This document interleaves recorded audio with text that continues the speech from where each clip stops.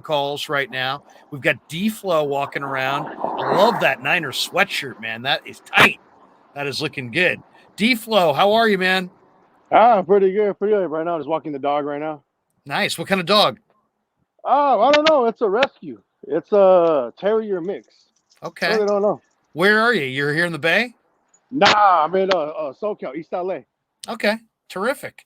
So you're a Niner fan living down in Southern California, getting ready for Niners Eagles this weekend. What's your vibe on it? What do you think? My vibe is Kyle Shanahan. We got to see what if he's so-called the guru genius, where he has weapons. He has a running game.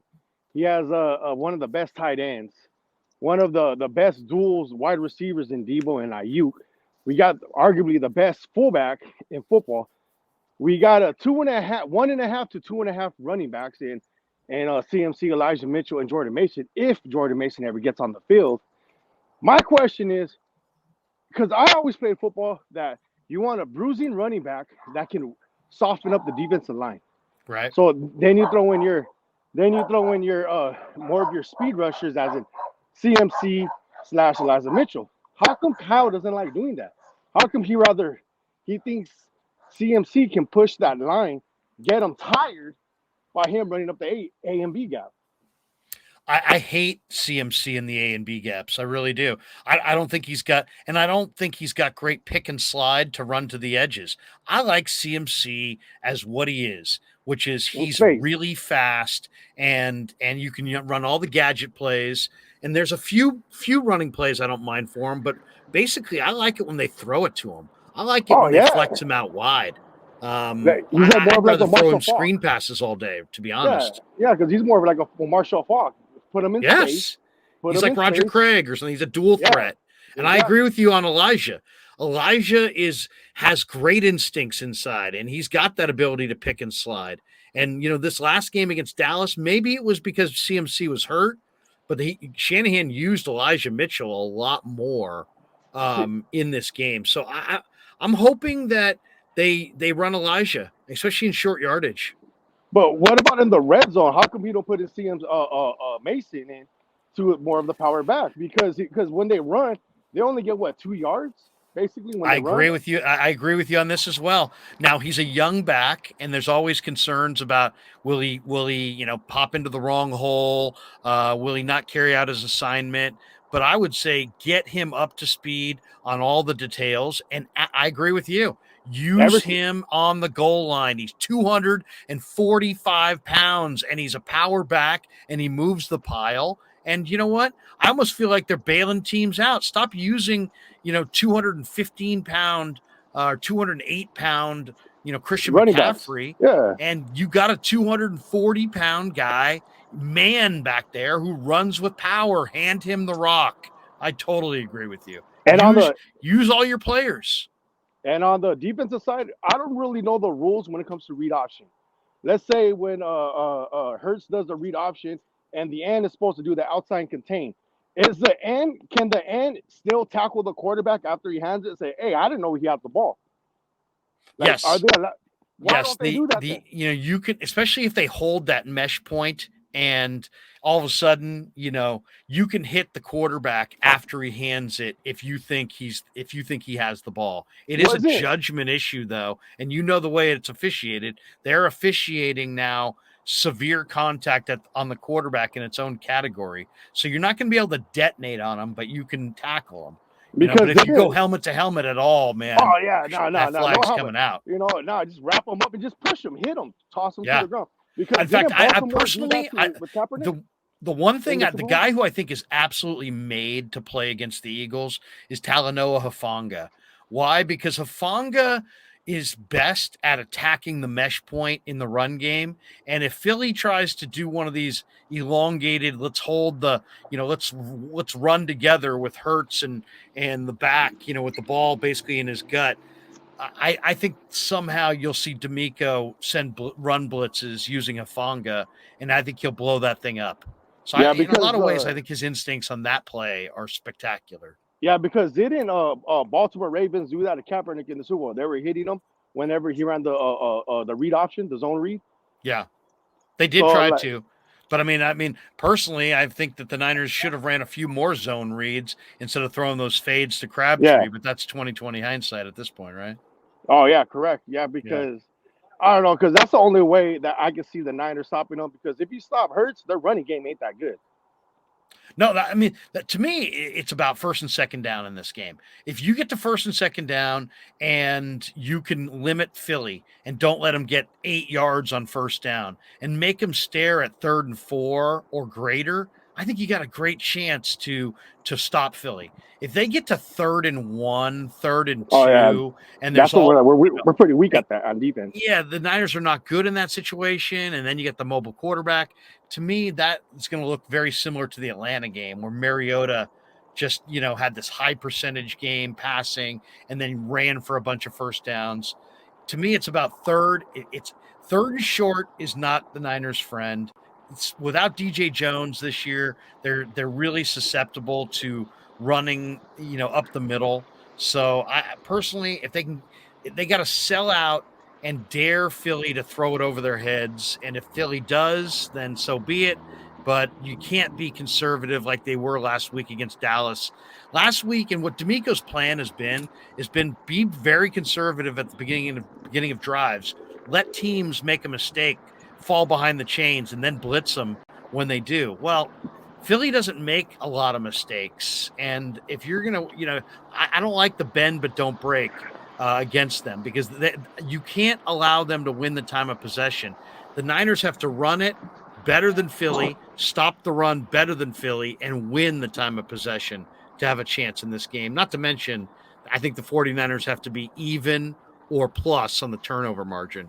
That and also too, they got to get Josh Johnson or get like another wide receiver to be Jalen Hurts and have them running and have them slide at the last minute so they don't get the late flag, because that's what we're also known to Yeah. do too, is hitting the quarterback when he slides, when he goes and does a late slide. And Jalen Hurts is that quarterback that doesn't really like to slide, but when he does slide, it will that's when it might affect the Niners defense by hitting them, because Yeah. I was watching a couple of games where he will still pretend he'll slide, like he'll do like the almost like the little high step, then he'll just keep on running. Oh, So I know. Well, and you're talking about a quarterback who he does a lot of squats. I mean, this guy can squat over 1,100 pounds. So yeah, I mean, you're talking about a quarterback who has power leg drive like a running back in short yardage, and he also has that power leg drive to cut and move, in short areas. So I mean, and then you're right. If he slides down and you hit him, you're drawing the flag.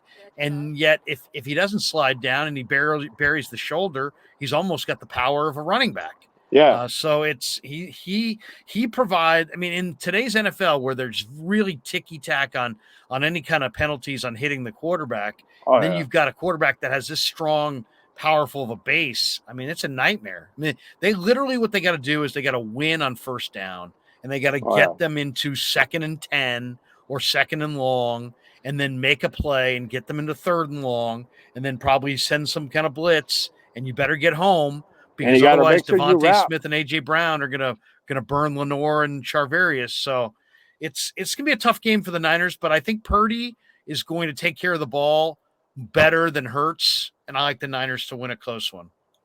Oh yeah, it's gonna be a real close one. And not only that, we need a wrap on defense because Hufunga had a sack. You got Eric Armstead He had a fell off safety. of it. Yeah, so they gotta make sure they wrap instead of trying to make the hit, because someone else is gonna go finish the job when you wrap. Now you're in East LA. You're a Niner fan. Yeah, No Rams, no no Chargers, rounds. no Raiders. Nah, I grew up watching Joe Montana, Jerry Rice. There you go. Yeah, Is it? Channel Well, how would 11. you describe LA as a fan, as the football fans down there? I mean, it's obviously a There's massive a area. Is it there's a Rams? lot Is it Raiders? Is it Niners? Is it It's not Chargers. there's a nah, it's no charge. There's a lot of Niner fans, a lot of Raider fans, and a sprinkled in Rams fans. But it's Really? mostly a lot of it's mostly a lot of Rams fans. Oh, Niner fans out here. There's Yep. like there's That's what probably like happened. there's probably like 6 chapters out here that I know of. Really? Yeah, and Yeah. That's I'm in the SoCal Gold Blooded chapter. Nice. So where are you going to watch the game Sunday? You going, or are you going to watch it on the No, tube? no. We have a chapter over here. It's over at the Hacienda Pizza Company. That's where we're going to watch our games. Awesome, man. Well, hey, man, thanks for chiming in. How'd are you a regular subscriber to the Krueg show, I am, but it's my first time calling. thanks, man. Well, Yeah, because I want to get your insight. Be like, what's going on? Like, how come they're not using these players? Like, uh, what's going on?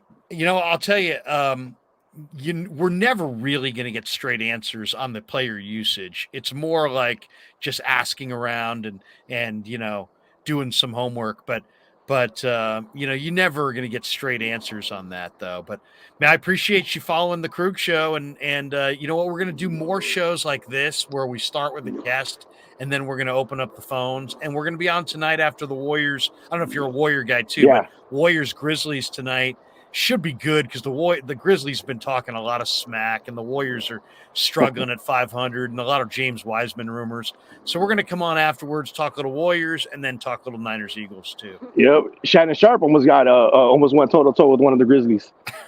Yeah, Shannon Sharp. That was ridiculous. I right there, I was thinking, is this roid rage? I mean, what's going on? I don't know, but I started laughing. That was hilarious though. Yeah, I mean, and I like how since LeBron likes Shannon Sharp, he was cool with it. But if Skip had done it, he wouldn't have been so cool with it. Yeah, I don't know if you've seen, there was a truck going by with the Niner flag going by. Oh, really? Yeah. There's a lot of Niner fans out here. All right, D-Flow, thanks for chiming in, man. We'll let you go. All right, go Niners. You got a final thought? I got to see what the rest of the week looks like. I got to see how the injuries of CMC and Elijah Mitchell is. Any chance of, hopefully they'll put in Ray McLeod. Since Ross Dwelly played last week, I wonder if it's for him to get used to the blocking so we can use him, because we all know he can be a receiving threat. We all know that. Yeah, he was a great receiver at University of San Diego. Yes, the Toreros. And every time Kyle Juszczyk got hurt and George Kittle, every time he went to step in for that one game, he actually did good. Every time he has opportunity. I'll tell you one thing. I would love to see the Niners use Debo, Ayuk, and Ray. I'd love to see the Niners use their receivers running the ball against the Eagles, because that's where the speed really is. And I know Bradbury and these guys can cover. I don't know that they can run with Debo and Ayuk and Ray if the Niner players have the ball in their hands. So if there's one thing I would love to see Kyle do, is I'd love to see him run his wide receivers, end arounds, reverses, get those receivers with the ball in their hands, on the Niners side of the line of scrimmage, and let them make plays with their legs. Do like a reverse pass. Yeah. I would love to see Ayuk, on a maybe a little bit of a flea, maybe like an end around. I'd like to see Debo on a run, but not between the tackles, outside the tackle box. Yeah, outside the tackle box. That's where. And remember the Commanders game where Ray had that play that was kind of like Raheem Mostert, where he just ran to the edge. The Niners blocked it perfectly, and he ran for 66-yard touchdown or whatever it was. Get Ray on the edges. I think he might be able to bust one on these Eagles. Yeah, because we have the team. I just want to see more down the week is going, because it's going to be a close game. It's going to be a good 80s, 90s dogfight. Yep, no question. All right, D-Flow, have a good day, man. Appreciate you. Yes, sir. There we go. D-Flow from East LA. Very cool. MF says the Kate Scott game. I see the Philadelphia connection. We've got this one from, first of all, we put the stream in there. If you want to do a video call, we've got the video call option available. James Cho says, awesome content, Larry. Thank you. Appreciate that. Jody Mack is awesome, man. And we taped a deal with Howard Eskin that we'll put up later tonight as well, or we'll put up on YouTube. But Howard, we couldn't get on video. We're having a hard time with the video, so we just did an audio call and we taped it. So I've already done a conversation today with the great Howard Eskin from WIP, with Jody McDonald, who you can catch on CBS Radio here in the Bay Area on Saturday night. I will be joining him on that show, and then of course, Jody Mack's on WIP, WFAN. I mean, Jody Mack's everywhere. So Jody Mack and Howard Eskin today. And we were down at Niner camp. As I said, I talked to Ray McLeod. I talked to Spencer Burford, and we'll have some of those interviews later on today. All right. I like the Niners in this game. I think the Brock Purdy, I heard something today I couldn't believe. Was it Fox, I think? I'm not sure what show it was, but some young lady who was moderating was like, Brock Purdy did nothing last weekend. It's like she wanted to say that Jalen Hurts was better than Brock Purdy. That's not crazy. Heck, most people think that Jalen Hurts is better than Brock Purdy. But then she went on to say, Brock Purdy did nothing last week. And I'm thinking to myself, that's ignorance. He was 19 of 29 for 214 yards. He was sacked twice. He was going up against a very fast defense, and he did not turn it over. And to me, that's doing something. Now, what is the key in this game to victory? And the thing about Purdy, he didn't, he I don't know if Dallas has an elite defense, but they have a fast defense. And despite all the pressure they put on you with Micah Parsons and their speed, he didn't force anything. He didn't get overwhelmed. He didn't look hurried.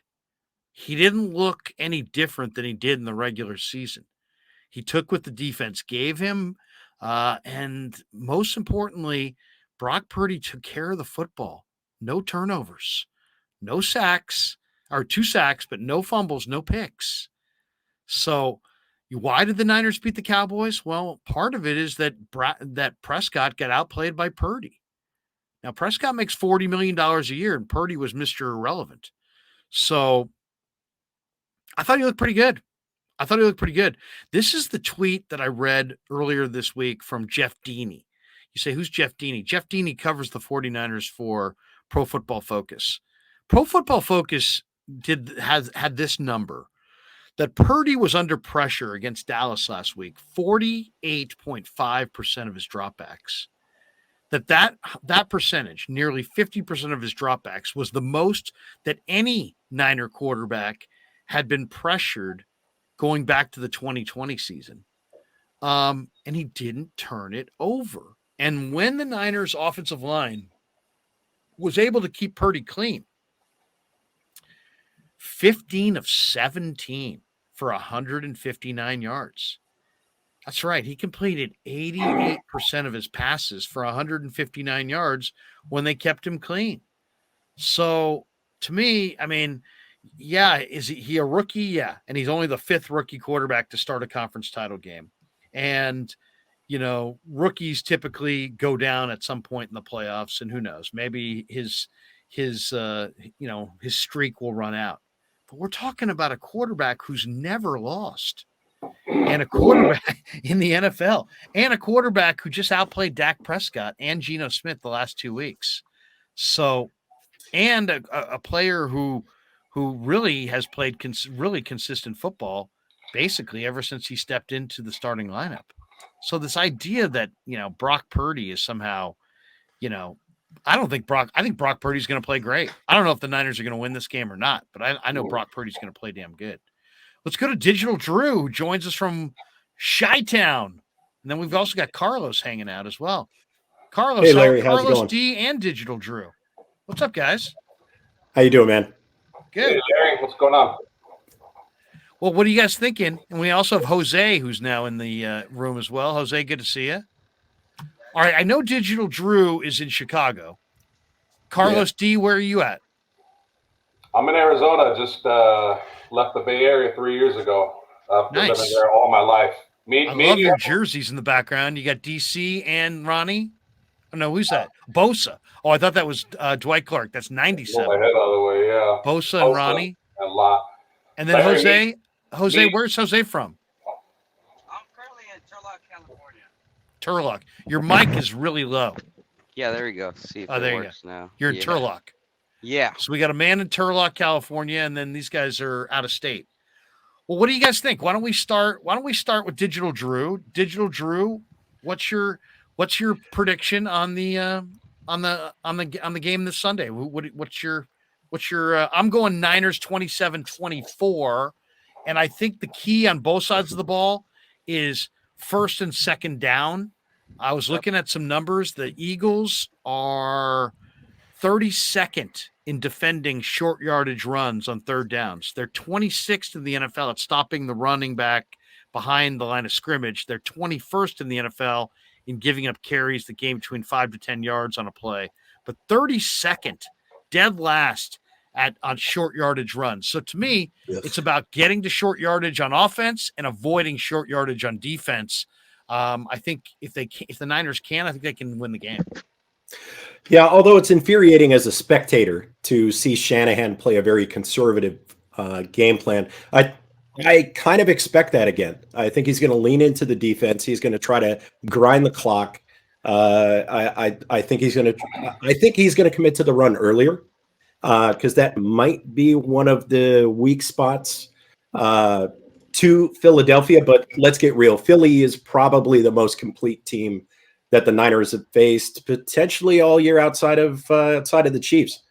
So I think we might still see that, 24-17, maybe sub 20, very similar to the Dallas game.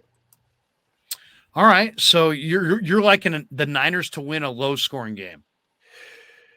Or not now I think or to lose a low scoring game.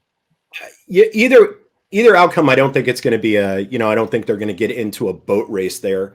I think probably the biggest X factor on the offensive side for Philly is going to be Hurts and his ability to get out of the pocket.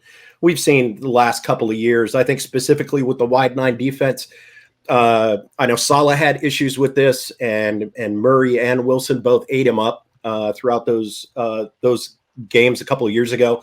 And I think he's going to do the same. I think Hurts is going to move. So I think that's going to create a problem for the Niners defensively. Now, do they pin their ears back and go? And I remember last week I asked you about whether the Niners were going to dial up different packages, and sure enough, they did. They sent some very creative blitz packages and got our safety. I don't know why his name completely. Tayshaun Gibson? No, not Gibson. Sorry, the other guy. Talanoa Hufanga. Why am I forgetting his name? I have no idea. Forgive me.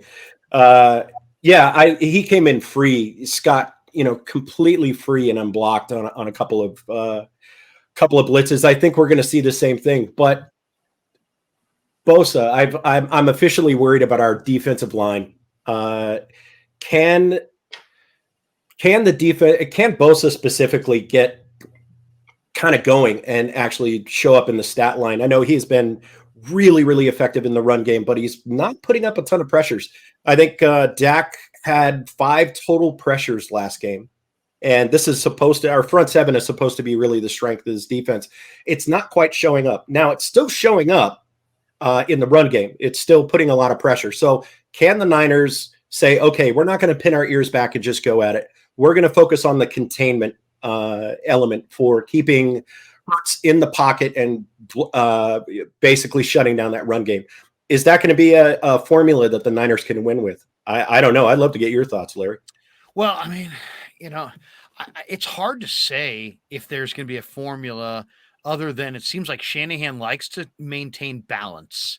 And he's shown that he's not afraid to throw to set up like in the with Garoppolo, it seemed like much more run, set up the play action throw.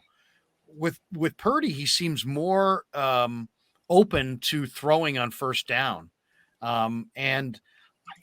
Purdy's so accurate when in the short and intermediate stuff, and he really lets it rip. I think the key is move the pocket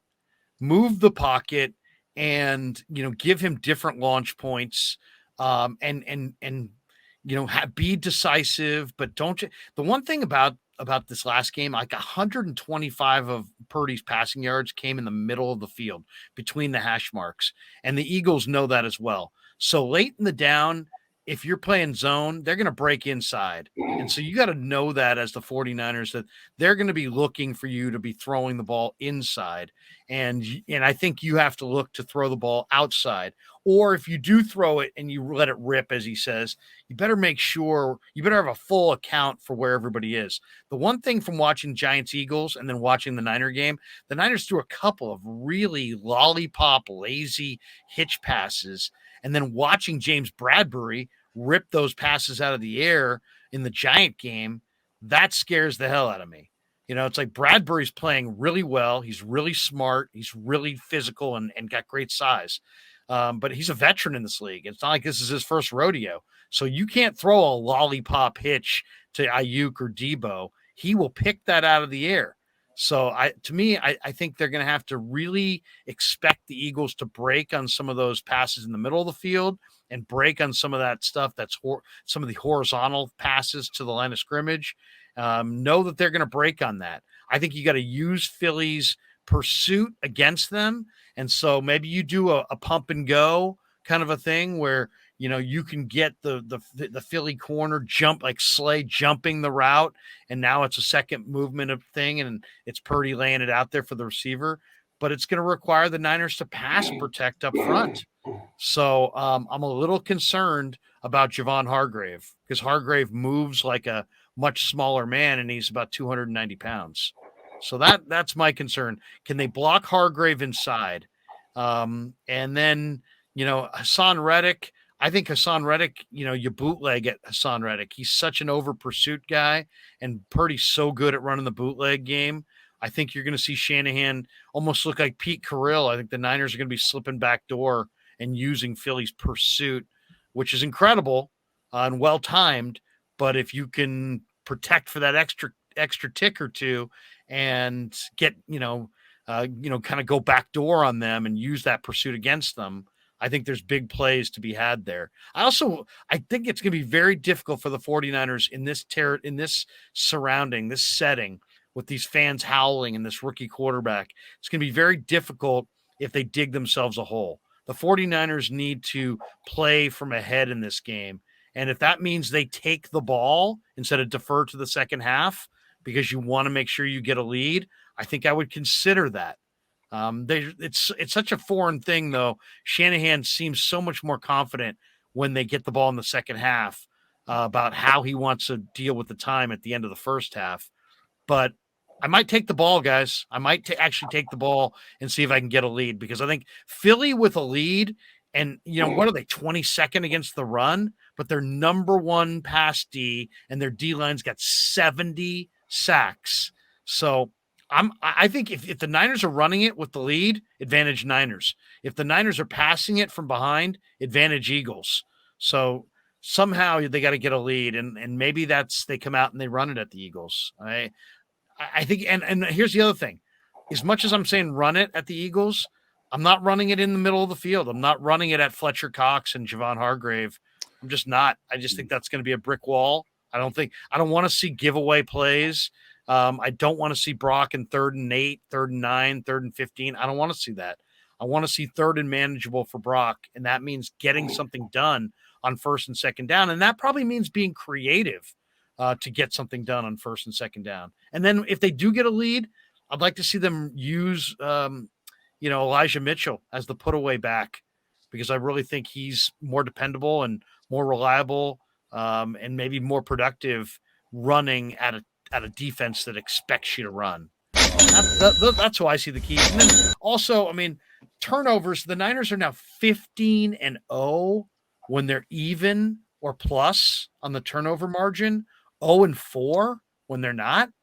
That's not a trend. That's an absolute rule. So that means the turnovers become very, very key. Let's go to Carlos. Carlos, what do you think? I've been yapping. Digital Drew gave us his perspective. Now I want to hear yours. What do you think? Give me your idea on Sunday. Well, before I talk about that, I just wanted to say it's good to finally be on your show. Krueg, been following your career for a long time. I go back to Candido with wow. And I'm also a Sacred Heart class of 85 guy. So I know a lot of your classmates over at SI. So okay. Sacred Heart class 85. So you're a couple years in front of me. SISH. Big rivalry. SH your phony. We got the Bruce Mahoney. You Do you know like it. that? You know it. That's special for you. Go ahead, Carlos. Though, what do you think? And thanks for being such a supporter of my career, man. I appreciate that. Absolutely. Well, I was on Ryan Hensley's show last week, and it's funny that you mentioned. I brought it up to him that me and you grew up with Walsh in the '80s, and we always wanted the ball first. If we wanted the coin toss, we wanted the ball first. Walsh Right. He had the scripted plays, remember? Yes. And Walsh, he always used to use boxing analogies. He wanted to get off first. He wanted to punch first. He wanted to hit first. So it's interesting to me, the dynamics of football, that whether you have a good defense or a bad defense, everybody defers. Everybody wants to go on defense. And I get it.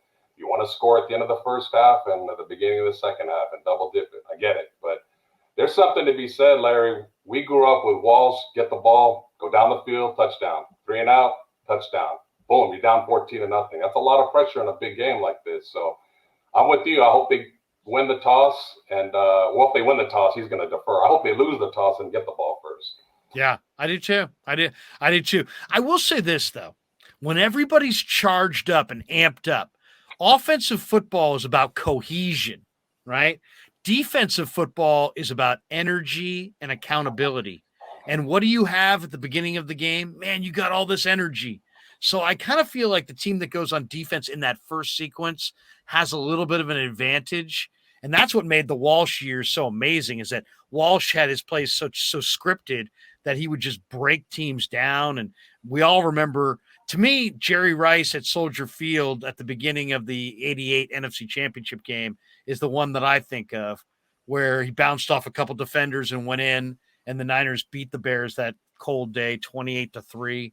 And Walsh was a guy who loved to do the trick play early. Like Walsh in Super Bowl 16 called a flea flicker in the first quarter against the Bengals to Charlie Young.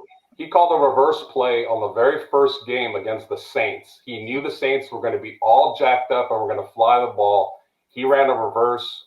I don't think it was to Solomon. It was to somebody faster, but it went for about 70. He didn't score, but I was like, what a beautiful play. He knew that they were going to overreact.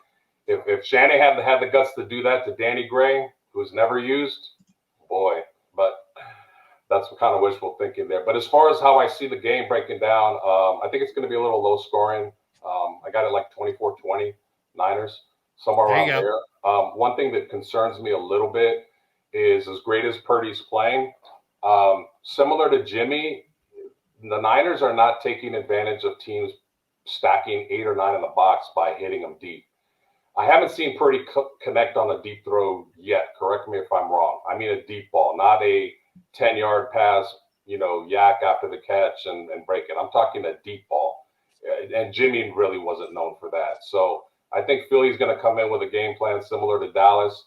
When I watched the All-22 yesterday on the Dallas game, they had all our plays, like everybody was covered. The wide receiver screen was covered. The slants were covered. The drags were covered. At some point, I would think, I know it's not in Shanny's, I guess it's part of his system, but just the deep ball. And I know Purdy's got the arm to do it because I saw him do it at Iowa State, but just wide receivers running go routes just to stretch them out a little. I don't know if they're capable of doing that, Larry. And he has to have the time otherwise. I would love to see what we saw in the Seattle game where they used Danny Gray, ran him deep, threw it to Ayuk underneath. That the one thing about going deep is that, Purdy might not have the arm, but if you're, defenders are naturally going to cover the receiver deep. They're not just going to allow a receiver to run deep, thinking, the quarterback can't get it to him. So you will be stretching that safety deeper if you run a deep route. And I'd love to see it.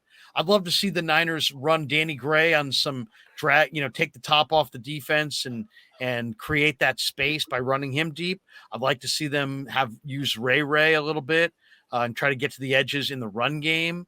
I'd like to see them try to utilize their speed, put their speed on the field, put it on display, and then go underneath to Ayuk and underneath to Kittle. I'd like to move the pocket quite a bit and and get Purdy into a rhythm. See if you can do whatever you got to do to see if you can get that first down. It seems like when he can establish a rhythm, man, he's really, really good. He's a rhythm player for sure. But ultimately, I think what it's going to come down to, the Niner defensive line. Because if the Niner defensive line can't bother Hurts and get him into third and long, it's going to be a long day. It's going to be a long day. If it's the Eagles on third and 2 all day, and they come to the line of scrimmage with this awesome offensive line, a mobile quarterback with strong legs, weapons on the perimeter, and good running backs, the Niners are going to really struggle to get off the field defensively. I think the 49ers have to be super aggressive on first and second down and try to play as much as they can in the Eagles' backfield and set up that third and long. You can't expect that you can't rely, like Dallas, you could almost rely on them to make some mistakes. You knew Prescott was going to throw you a pick, and you knew Dallas was going to commit some penalties, and Dallas had more than twice as many penalties as the Niners, and the Cowboy and Prescott threw 2 picks. Philly is more efficient. Philly's smarter. Philly's better. They're not, Hurts is not guaranteed to throw 2 picks, and they're not guaranteed to have twice as many penalties. So, to me, if I'm Shanahan, I'm talking to the officials before the game and saying, hey, man, everybody holds Nick Bosa, and I'm politicking for Nick Bosa holding calls before the anthem. I absolutely am. But to me, it's about get to third and long on defense, and then D'Amico mix up all kinds of exotics. And on offense, stay out of third and long. Because the one and if you do get in third and long, Shanahan, I don't want to see him give up on it. You got to trust Brock Purdy to make a few plays. You can't just keep gun running and punting and playing conservatively. Don't waste 5 possessions of this game because you don't want to. You're trying to play very conservatively and 3rd and 8, and so you're gun running. Brock Purdy can complete an 8-yard pass. Put the ball in his hands. But what makes me the most excited about the game is that I think if the Niners do get a lead, I think Brock Purdy's such a competitor. I think he's phenomenal at icing games. And I think he'll make the plays down the stretch to do that. Let's welcome in. Is it Jay Reason? Jay Reason, yes, sir. Jay Reason, where are you coming to us from? I actually watch you, from time to time. Whenever you go live, I'll just pop in just to, see what you're talking about when it comes to 49ers. So I want to give shout out to you. Shout out to you. Appreciate it. No, it's great that you actually left off with Purdy. One of the biggest things that I've been noticing as far as, the schemes, that he's really great at the short pass. I think that the Eagles are going to have their game plan set on knowing that, because there's really not much tape on Purdy, right? We've got 8 solid games. So I feel like he can kind of throw them off if he goes maybe with the deep ball more. They're not going to be expecting that. I think another big thing is going to be, the questionable plays of whether or not they go for more passing with McCaffrey, because his running is intermittent. As far as with the Cowboys, he had 35 yards rushing. With Seahawks, he had 119. With Arizona, he had 45. So it's kind of like he's been hit or miss, in these games. But coming down the stretch, I really think that, incorporating Purdy to throw the ball a little bit more deep, McCaffrey really figuring out, that run game as far as in the scheme in itself. And, Debo's one of a kind. That man can take some hits and he'll power through. But yeah, I think the advantage that Purdy has is they really don't have a true idea as far as what to expect. And if Shanahan can figure out a way to use him in that aspect, then it'll be a good show. Okay, here's a question for you guys, and I was bandying this around with my buddies the other day. And by the way, Randall Riley has become a YouTube member. Randall, thanks for joining us. Appreciate you. The debate was this: you get 1st and goal from the 5 Sunday against the Eagles. Give me a player and or a play that you absolutely want to see. Because this is actually a tougher question than you think. Because the Niners have so many different ways to attack, so many different weapons that they could utilize, that it's hard to say what is absolutely the most trustworthy, what's likely to work.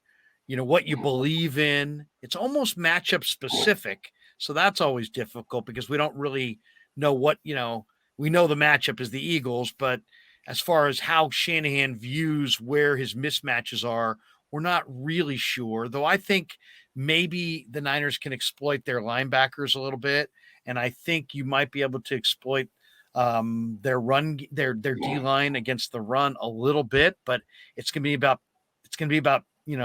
picking the right spots at the right times. And it's going to take a great effort from Shanahan as a play caller.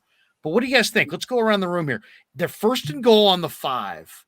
And you're saying you could now freeze the game and say, man, on these 3 plays before they get to 4th down, I want to see what? I think for first and goal, I'd probably like to see Ayuk on a slant. I think we Ayuk start on a there. slant. Okay, Yeah. that's what I said. Yeah. I said Ayuk on a slant because to me, Purdy throws the slant exceptionally well. The timing, it seems like he's completing that pass away from the coverage. Like he's found a way to hold the ball to let his receivers separate on that pass. Like the first couple slants he threw, it seemed like were contested when he first got in there in the Miami game. But since then, when he throws the slant, the timing is great. And Ayuk has such courageousness going over the middle that I don't think you can intimidate him. And I think he can take the big hit and hold on. I think I really love Ayuk's hands when he knows when the ball's in the air, he plucks it with his hands, and I think he's got strong hands. So I said the slant to Ayuk. And I think another one too, like, obviously if that doesn't hit, then second and goal, you could probably go a corner route to use check or Kittle, maybe hit him in the corner of the end zone. I'll tell you the one I liked is I like, some use of like an orbit motion type thing, an east-west motion, and then the quick handoff to Elijah Mitchell. And he's got to make the quick decision, and they've got to quickly identify where he is. And you've got all this eye candy with motions and maybe Debo in the orbit. And so your kind of linebackers are kind of hanging back because they're looking for pursuit angles on, is Debo going to get it? And then you get the quick hitter to Mitchell, who's got a great ability to read what he sees and kind of take it up in there. That was the second thing I wanted to see. I want the slant to Ayuk and the, east-west motion and the quick, let's say, halfback dive to Elijah. Digital Drew, it looks like I can see you percolating on some ideas down there. Yeah. What do you think? I think one thing that Niners definitely have an advantage on in this game is physicality. And I think the Cowboys underestimated just how hard and how physical this team plays. And if I'm 1st and 5, I want to remind Philly of that on every single play. So I want to see Trent in motion, just like he did last year. And I want to see him road grade 1 or 2 people with either Mitchell or CMC out there. I know it's a pipe dream, but I would love to see Jordan Mason on the goal line. That guy runs so hard that I would not want to be a linebacker watching that guy come at me. And if that's like, okay, well, we're going to try CMC. Now, here we go, Mitchell. All right, fine. Third and goal on the half-inch line. Here we go. Here, have some Mason. I think those kind of plays, just literally smash mouth, old school football, I think it's going to go a long way. I think it's going to set a tone. If we can get into that position, seeing a play like that. And if we commit early, I think it opens up Shanahan's playbook a bit. I know he's a big guy for doing that naked boot out to the left or right and then having Kittle on a drag towards the back of the end zone. I think those are 2 plays we may end up seeing. You're right, though. Ayuk somehow is becoming just an incredible red zone threat. He's finding space. He's able to use his body in a very intelligent way and block out defensive backs trying to post him up in corners or on the edge. His hands have, outside of that one drop that would have been the play of the year, his hands are actually remarkable. So I think if they were to focus on that, remember the physicality, send a statement, smash the Eagles directly in the pie hole. Yeah, I think set the tone. There's not a lot of flinch in Brandon Ayuk. And when you're standing next to him in the locker room, you're talking about a guy with maybe the broadest shoulders I think I've ever seen. and just ridiculously strong hands. I mean, like I shook hands with him the other day and I was like, wow, this guy's got absolute monster hands. And that's NFL wide receivers kind of as a rule, but he's even a little bit more, he never runs any of the in cutters or slants with any suggestion that any contact bothers him at all. You know what I mean? He never turns his head. He's never peeking at the defender. It's almost like he's just like, bring it on. You know what I mean? Bring it on. What do you think, Carlos? What do you want to see? First and goal from the 5. What's the play or the player that you feel like, man, he's got to touch the ball, or the play you got to see? Two come to mind, and I'm a big make them believe one thing and do something other. Again, I'm spoiled by watching Walsh for so many years, use physicality, but football sometimes is chess too. You can make them think one way and go another. So first play that comes to mind is Debo out wide, either Kittle or Ayuk in a slot. Purdy drops back, or he's in shotgun, and he fakes a wide receiver screen. The guy that's in the slot goes to block. The defender is going to come up, and then that slot guy, whoever it is, Kittle or Ayuk, slip to the corner, and if Purdy has time, he should be wide open because they are going to jump Debo and a wide receiver screen. Again, I'm a big think I'm going to go this way, and I'm going to go somewhere else. The other play, and I know you guys all saw this against the Dallas game, fullback dive. Nobody looks at 44 at all, and it almost got in. Like they went right past him like he didn't even exist. I don't know why Juice isn't used more often because he's always open on receptions. 6, 8, 10 yards, we'll take it. In that game, I'm going to take whatever I can get. So, yeah, fullback dive. It's not the most glamorous play, but they're not expecting it. And that's a good call. That's a good call. I also love Debo. I love Debo on short yardage running east-west. Now, a lot of people say, well, you never go short, never go east-west in short yardage. But Debo is so powerful that I just love when he turns the corner. I don't care who's coming. He's got a great chance to break that tackle. And I would love to see them. You know, to me, it's all about Debo. It's all about how many steps can he get of momentum. If he can get 1 step, you might be able to take him down. 2 steps, you might be able to take him down. If he gets 3 or 4 steps, I don't care who you are, you're not going to take him down without giving up a yard or 2. So, to me, I'd love to get Debo the ball running. I want to see him getting the ball. Not. I hate the hitches to Debo because he's flat-footed and he's looking at the quarterback, and he's not looking at the defender, and then he's got to look upfield.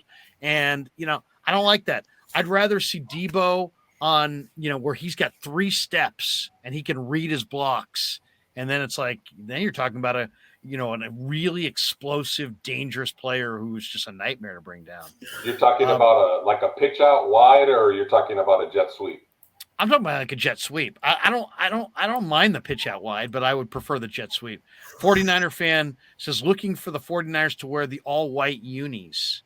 Are they wearing the 94 roads? No.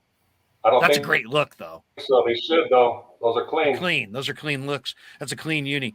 All right. There was one in here I want to get your guys' thoughts on because you know me, I don't run from the biggest stories. Sean Wilford says Charles Omenihu is the new Reuben Foster. All right, Charles Omenihu was arrested for suspicion of domestic violence. Kyle Shanahan was asked about it today, and he said that they're aware of it and that, in their opinion, he is going to play on Sunday. There's an awful lot of people that have voiced their opinions about, should he play, should he not play. My belief is that, and I don't know how, obviously domestic violence is a terrible thing. It's a part of our society. It just happens to bleed over into sports. And in this case, it touches the 49ers. I don't think the arrest point is when I would sit guys. I think it would, unless there was some, the actual facts of the case are so egregious. I think I want to get beyond the arrest point.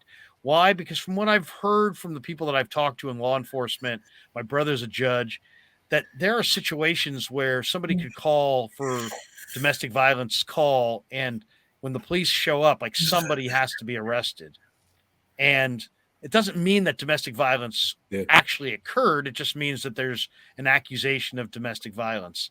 Right. And because that's such an involved situation, I think it sounds like the right thing to be like, well, if there's an accusation, wait until it all gets ironed out. And that sounds like the right thing. But there's a presumption there of guilt. And I just think that the presumption of innocence has to rule the day. So, in my opinion, I don't care if it's my team. I'm not saying this because Charles Omenihu's a Niner. It could be a Eagle. It could be it's more about, I just don't think that players should be taken off the field at the arrest point. I think it should be after there's, actually some findings and some, evidence. But it sounds like Omenihu's going to play. How do you guys feel about Charles Omenihu playing in this game on Sunday? Does anybody want to jump in on this? So it's funny that obviously you guys see I'm a Bills fan, right? Right. There was a situation with Matt Ariza, if you remember. He was the Bills punter. Right, the punter, San Diego State kid. There was accusations of a situation that happened. Keep in mind he wasn't, arrested for it, but things did come out, and it was more of a civil situation that happened. The situation basically got dropped, but this man was out of, a job and career ruined because of that situation. So for me, just like you said, I think it's something that should be considered, innocent until completely proven. And the team shouldn't have to sacrifice, their player or their season, or lose out on having talent because, of a situation that's not fully established or fully, explained. And it's just unfortunate because we're starting to see this more and more. We're starting to see it more and more. Obviously, if you do something wrong and you're convicted of it, then obviously, that you get your just due.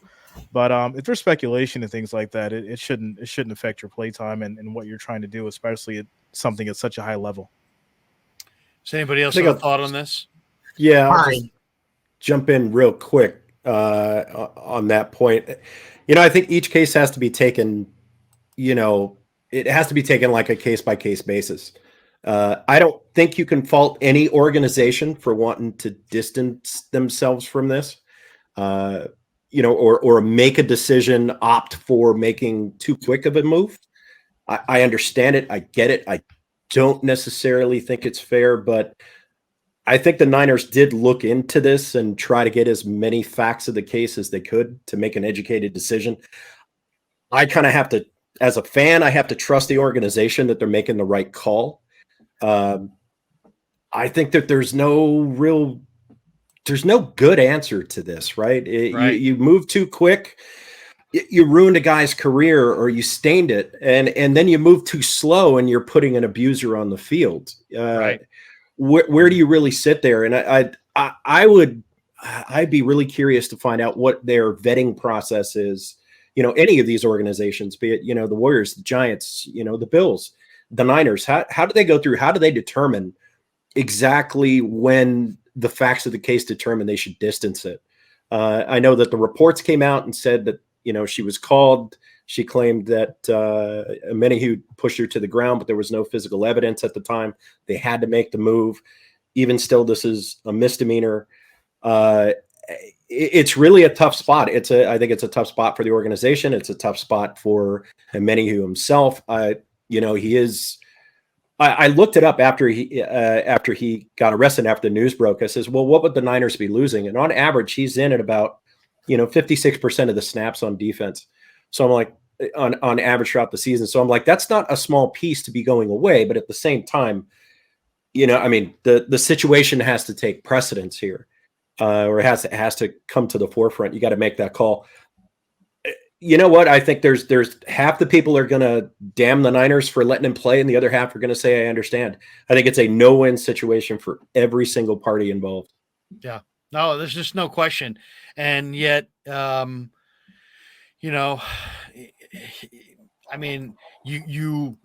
I'm not making a statement about this case, but I was talking to some lawyers about out of guys who I know who are my friends who have become lawyers, and they said, it's a sad state that we're in, that what sometimes people represent things that aren't true, and sometimes what it seems on the surface isn't always what it actually is.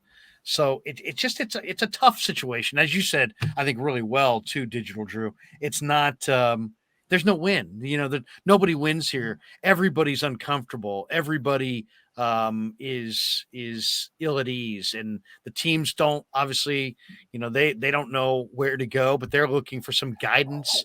And there's players association sitting right there watching every move as well, so the players have representation at the table and the whole thing. So it sounds like Charles Omenihu is going to play in this game. Does this become too much of a distraction, do you think? Sorry, I know we wanted to. I know there are going to be a lot of stories written about it. I know that Kyle Shanahan today at the presser, the first 2 or 3 questions from the presser were about Charles Omenihu and his status. But I think Shanahan was pretty clear that, they've done some due diligence and that they are making a call to allow him to play. And they feel like to take him off the field at this point would be unfair to the player. That's their public statement. And I'll say this, there's one thing that's probably not debatable at all, is that the 49ers and their representatives have more information about this situation specifically than any of us do. So, and yet at the same time, these teams cannot be you can't just say, well, whatever they do, I'm sure they'll get it right, because we've seen in the past the Aldon Smith situation where, that he was allowed to play, and it was probably a really bad move to allow him to play. So it's obviously a story that the 49ers wish we weren't talking about right now.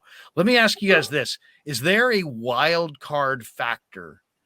When I say that, I'm just saying any factor in this game that either we're not thinking about, we're not talking about, or we're not giving enough credence to as a key factor for either the Niners or the Eagles in this one. And by the way, we have SOT Productions here joining us as well. SOT, how are you? Very well. And good evening, Appreciate everyone. you joining us. So how do you feel? I feel good. Or as Jimmy would say, I feel great, baby.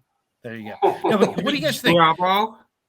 I feel good. I feel good about the Niners' chances. Why? Because, the thing about it, I was talking to Kerry Hyder today, and Kerry Hyder was like, there's a number of guys in here who really, getting out on the road is kind of a liberating feeling. And I know it's hard to understand, but, when you're on the road, there's nobody calling you for tickets, and you're not filling out, you're not asking, nobody's asking you for tickets. Nobody's, nobody's saying, hey, what can you do? Can you get me this? Can you get me that? So it's in some ways, at least in Hyder's explanation, some of the players prefer to play on the road. They bond together in the hotel Saturday night. It's all football. There's no kids. There's no wives. There's no girlfriends. There's no distractions.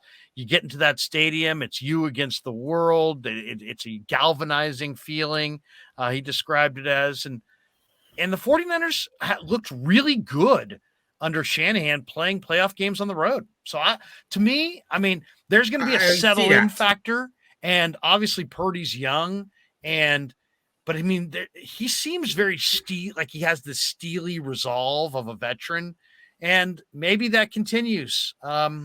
I don't want to say he's totally,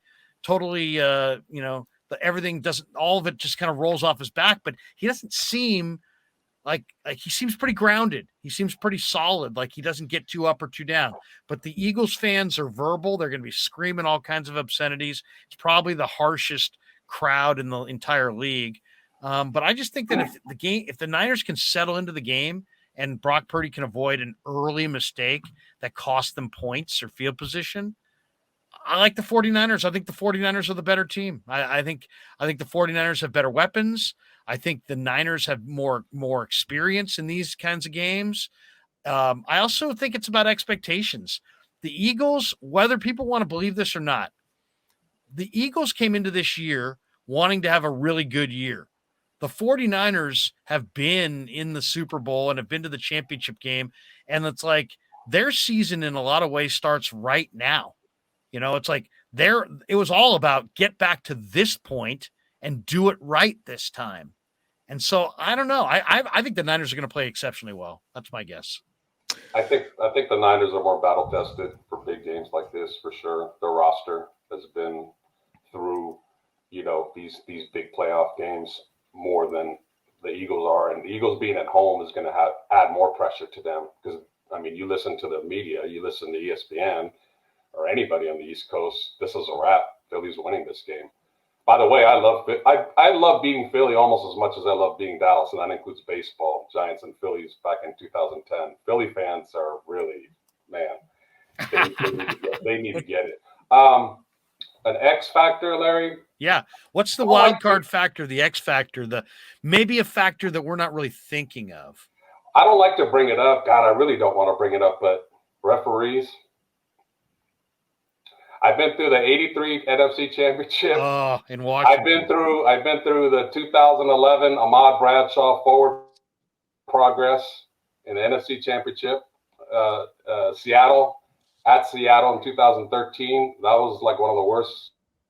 And I'm not an excuse, guys. I'm just saying that those were big plays in big games where a dubious call kind of let the game go one way over the other. So I'm hoping there's a little cushion there so it doesn't come down to that. I really don't. Just straight game. May the best team win. Jay Reason, what do you think? You got a wild card factor Sunday? I think specifically it's just for my own opinion. I think it's going to just boil down to whether or not Purdy is nervous out there. That's all. I think if he's able to keep that same poise that he's had, I think if he's able to keep that same kind of focus and the defense does the same job they did against the Cowboys, the 49ers are going to ride to the show. So did you Drew wild card factor in this one? Yeah, quick note on Purdy. Let's remember he's playing with house money. He's a rookie, third stringer. He's gotten this far. He could completely crap the bed, and it's still going to be okay. It's still going to be okay. So I think that dials it down quite a bit. As far as X factors go, I do agree that it's going to be with the big names. I think this is one of the biggest stages in sports, and your big name players are going to have to show up. I think Hurts. I went and I looked back through the record and who the teams were that Philadelphia has played. I'm not going to say I'm not impressed because you just play who's put in front of you. But at the same time, I don't know if they've ever seen a defense or an offense this capable as what San Francisco is going to show up in Philadelphia with. So when he's under pressure from Armstead, from Bosa, from Amenahue, from seeing blitzes come off the edge from a Hufanga, how is he going to react? This is the first time he's on this stage, and he's not playing with house money. This is his future he's really riding with. Does he doesn't even want to start the conversation, you can't win the big game. So I think Jalen Hurts is going to be under a significant amount of pressure. On the Niners side, yes, Purdy is going to be really, I think, the offensive key here. Can he make those key throws? He's proven he can. But I think it comes down to that defensive line and that defense that he's seeing across the line, and their 70 sacks.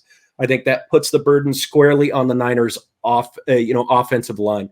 They're going to have to be absolutely rock solid in this entire game. If you go back and watch the Dallas game, you could see both Brendel and Brunskill getting manhandled in the run game. They were thrown around like ragdolls. They did not have a presence. Now, they shorted up in the second half. But early on in that game, they had a lot of trouble, and it's what stalled many drives. So if the offensive line does not show up for the Niners, it is going to be a really long day. and Purdy's going to wish he was under pressure for only 48% of his dropbacks. I think Purdy is going to play well. I think that kid has cojones. And one thing I read about is the last time Purdy played Hurts was Oklahoma, Iowa State. Oklahoma had twice the talent Iowa State did, and it was a 42-41 game. And Purdy had 5 touchdowns. So I think Purdy likes the big game. I mean, he's been called an underdog for how long? About his size, his lack of arm strength. Now he's Mr. Irrelevant. He's just riding that chip. I think he's going to play well if he's given time. I think Digital hit it right on the head. Philly plays a 5-man line. I think they're the only team in the league that plays a 5-man defensive line. So that means every offensive lineman is one-on-one. I'm okay with Williams. I'm okay with Banks, Brendel, but that right side one-on-one, those guys have to win. Maybe Shanahan maybe is going to have to keep the tight end to help out on the edges. I really hope it's not George. I hope it's Croft or somebody. I don't want to see George out on routes, but if Purdy has time, I think he's going to play well, and I think he's going to be accurate. As a result, go ahead. Sorry, Joe. Larry. No, yeah. As a result of that, we thought about it last week. I remember talking to Larry about this. Will Micah Parsons for Dallas be a problem? Will that stunt the performance of Kittle? And I think it did a little bit. You see that he does get a lot of chips and everything else. I think this week the same thing is going to be true. But I think Kyle has a few tricks for George up his sleeve. Don't be shocked if you see a couple of times that George is the check down guy this time, to where he stays in and blocks, leaks out into the flat, and he's got a head of steam after he catches the ball.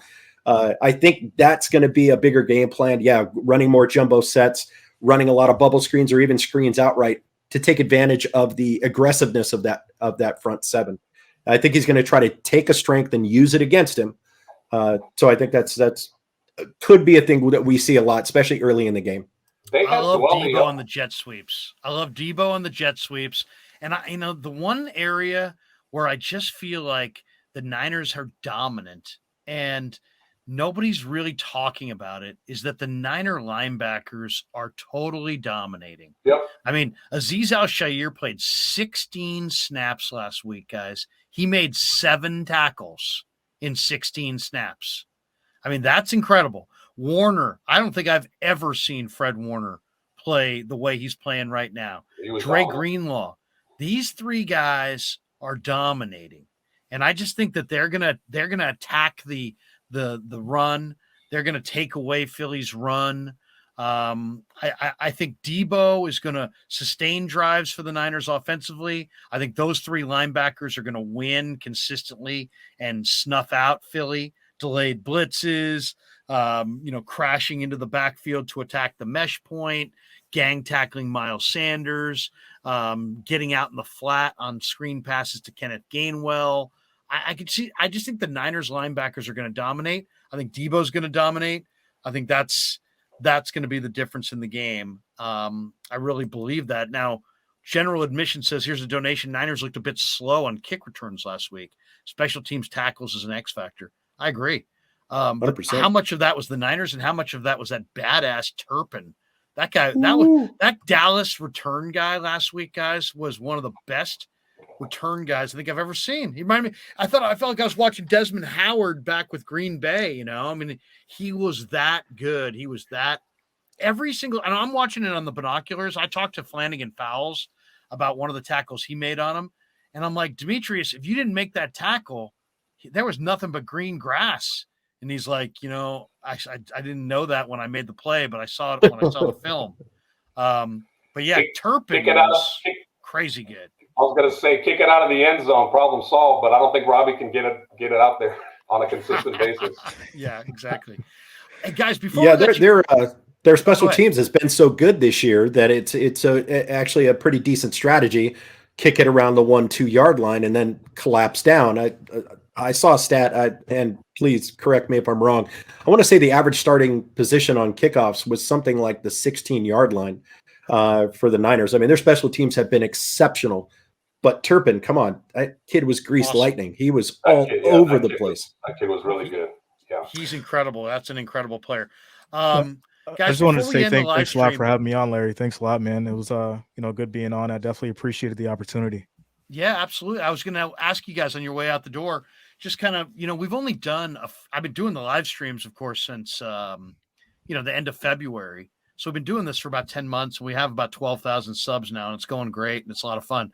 But we've just started doing like this, what we're doing right now, these kind of video calls. And I'm just kind of wondering before we, call it an end here, because I've got my wife motioning to me that I've got to come in and eat dinner. And as you can tell by this profile, I don't miss those meals. I will not miss a meal, damn it. I give it 100% every 3 squares every day. Bring it. No. Yeah, we're not missing meals. We're not missing meals. No, but Tell her, seriously. tell her you're gonna Carlos. go pick up. Tell her you're gonna go pick up Opa. Take. Bring it home. Exactly. No, but I wanted to get your guys' thoughts on just what you think of this format in this way with like video calls. To me, I think this is cooler than anything I've ever done as far as radio, because I always loved taking calls when we did radio shows. Some hosts don't like to take calls. I like to do guests. I like to take calls because I like that kind of, I don't know what's coming next. And I like the organic nature, the free flow of the discussion. And also, I think some of the wisest analysis I hear is from passionate fans, and those people are callers. So I love callers, period. But to me, video calls are like the greatest thing ever. Gold. I mean, I just think it's the best because people get to see you in your own setup, in your own backdrop. Carlos, you've got some Niner jerseys. Digital Drew's got his video game in the background. We got, Jay Reason's a big Bills fan. He's got the Bills logo there. I think that's always really cool. But then I just always felt like sometimes callers are given no credibility in radio because we don't see them. But if we saw them, we'd be giving them more credibility and more time. I don't know. What's your guys' feeling on this whole format with video calls? So I'll tell you this, and I guess this is an opportunity to give a shameless plug, but I do sports streams, and so I stream. Tell us where. Well, we can drive people to you. It's actually on my channel, Jay Reason. Jay Reason, okay. Yeah, just search Jay Reason. Where I'm actually, I think, like 300 away from 50,000 subs. Awesome, man. Yeah, I've been doing like sports. How long have you been doing it? For about 2 years now. 2 years. Wow. That's great. I've been doing like sports streams on Sundays, and then what we'll do is we'll do like panels for our prediction videos, and sometimes we'll have people on. They'll do like they'll hop on like Restream, and you get to like, it's more of an engagement thing. And it's really fun because I think seeing like the person's face and engaging with them opposed to just having them on the phone. I was actually doing it on the phone like back when I first started, and it was cool then. But having the actual like seeing their face and the body language and all that stuff, I think it conveys a little bit more better, and it brings better engagement. Yeah, no, I'm to me, I love this format. Carlos, what do you think? Couldn't agree more.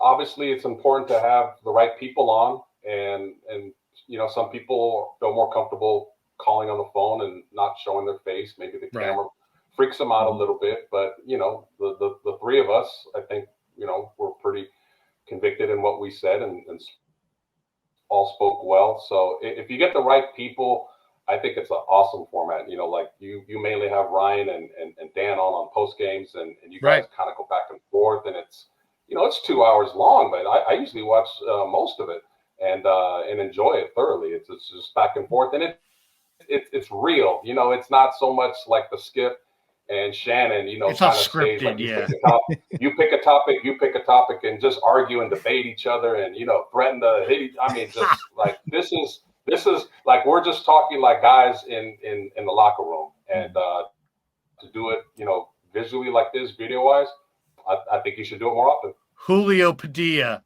better than The View. Which of us is Joy Behar? All right. Double B Studio. Are the Niners a finesse team or physical still? Physical. I mean, you can say Physical. the Niners are finesse, but but I don't physical. even think the Niners were ever finesse. Going back to the Walsh years, Those were not finesse teams. Those teams had Michael Carter and Kevin Fagan and Tom Rathman. The only thing that was finesse is that it was San Francisco. I used to see Tom Rathman at Bay Meadows racetrack. He's a big horse player. He used to love going out there to the races. He was always with his dad. And when I brought that up, I didn't say it. I said, hey, some other teams' fans say that, oh, man, the look on his face. He's like, yeah, have them come see me and ask me if I'm finesse. The greatest play in Niner history was Tom Rathman on 3rd and 13 to put away the Chicago Bears in the 88 NFC Championship game.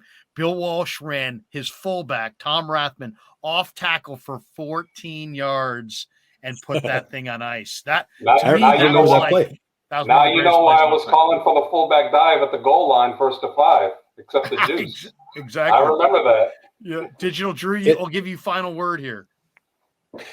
Yeah, as far as the format goes, obviously I love it. I have no issue jumping on with you, but kind of putting myself in the position of a viewer, I think this is great. If the people coming on, are intelligent, have fresh looks on the game or the strategy or what they see, I think it's always better to have those other perspectives coming in and kind of seeding the conversations.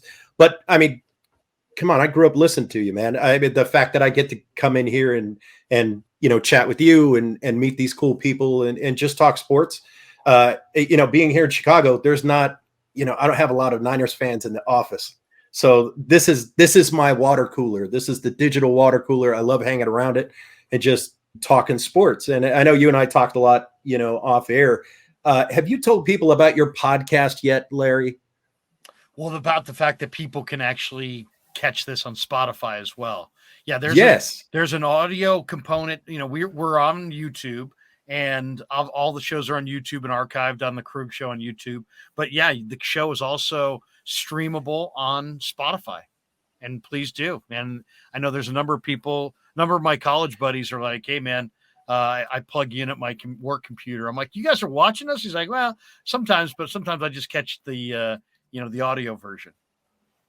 So yeah, cool. Very well, fun. Go eat, Larry. Yeah, I'm gonna go eat, guys. Hey, thanks again. And I'm saying 27-24 Niners. You guys are saying what? 24-20. 24-20 Niners. 21-17. 28-14. 28-14. 28-14. Awesome stuff, Thank fellas. you, Bills fan. What's that? Hey, I'm with you guys. I'm an honorary member for the weekend.